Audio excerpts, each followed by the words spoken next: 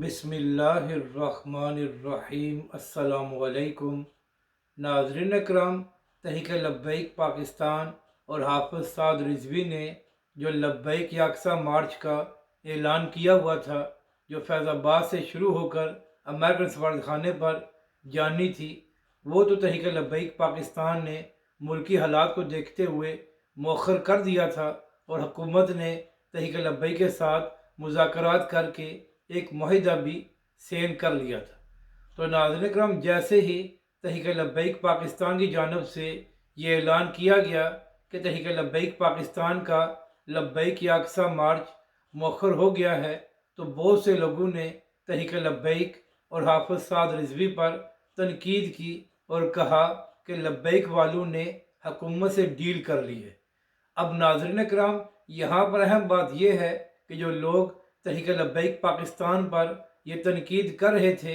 کہ لبیک والوں نے اپنے مارچ کو مؤخر کیوں کیا ہے، تو جب تحریک لبیک پاکستان نے لبیک یکساں مارچ کرنے کا اعلان کیا تھا، تو یہی لوگ حافظ سعد رضوی پر تنقید کر رہے تھے کہ آخر 1.5 سال بعد تحریک لبیک پاکستان کو فلسطین کی یاد کیوں آئی ہے۔ حالانکہ ناظرین کرام، اس سے پہلے بھی تحریک لبیک پاکستان فلسطین کے معاملے پر 2 لانگ مارچ اور ایک دھرنا دے چکی تھی۔ تو ناظرین کرام، بتانے کا مقصد یہ ہے کہ چاہے تحریک لبیک پاکستان اور حافظ سعد رضوی کوئی پروٹیسٹ کرنے کا اعلان کریں یا تحریک لبیک پاکستان اور حکومت کا معاہدہ ہو، تو کچھ لوگ ایسے ہیں جنہوں نے ہر حال میں ہی تحریک لبیک پاکستان اور حافظ سعد رضوی پر تنقید کرنی ہے۔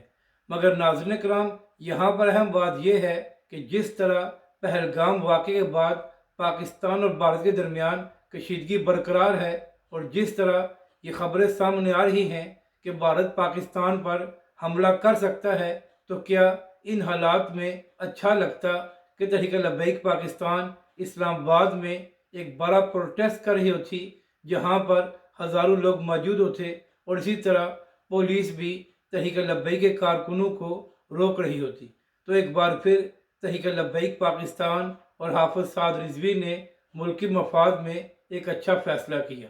مگر ناظرین کرام، اسی حوالے سے تنظیمات اہل سنت کی جانب سے کراچی میں بھی یہ اعلان کیا گیا تھا کہ کراچی میں بھی اتوار کے دن لبیک یکساں مارچ کیا جائے گا، جہاں پر تمام تنظیمات اہل سنت حصہ لیں گی۔ تو اسی حوالے سے پچھلے کئی دنوں سے بھرپور انداز میں تیاریاں کی جا رہی تھی۔ تو ناظرین کرام، آج کراچی میں لبیک یکساں مارچ ہونے جا رہی ہے، جہاں پر اہل فلسطین کے ساتھ اظہار یکجہتی کیا جائے گا